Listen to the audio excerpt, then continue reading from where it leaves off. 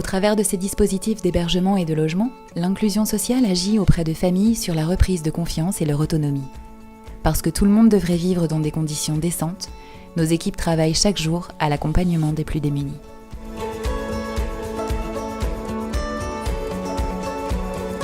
Le CHRS-SERAC est un centre d'hébergement qui accueille et accompagne une quarantaine de familles, qui représentent à peu près 140 personnes en continu dans l'année. Ça concerne 18 appartements ici, là, dans la maison mère, la résidence Sarah, et une vingtaine d'appartements sur l'île Métropole. 80% des enfants que j'accueille, des personnes que j'accueille sont des enfants. Donc un gros travail avec la scolarité du secteur dans lequel on est implanté. Et puis un travail d'insertion professionnelle aussi pour développer des ressources et permettre par la suite d'être autonome dans son logement quand on est dans une démarche de recherche de logement sur la fin. J'arrive illégal à 2011. Je vais venir pour mon fils parce que mon fils il est malade de leucémie. Et je vais venir pour ça, pour soigner mon fils. J'ai trouvé un hébergement ici, grâce à de Sora.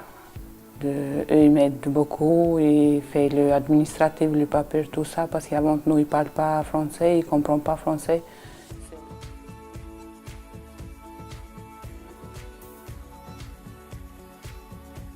Alors c'est un dispositif expérimental qui a pour objectif d'aider les personnes à se maintenir dans le logement pour des personnes qui sont fragilisées, qui souffrent de troubles psychiques et qui sont plus à risque de perdre leur logement. C'est mon père qui faisait tout.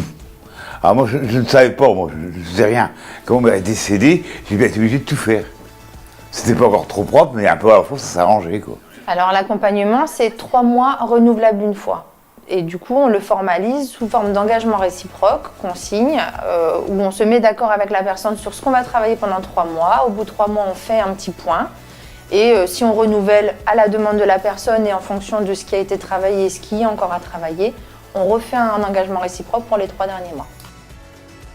Alors moi, j'interviens donc au domicile des personnes accompagnées.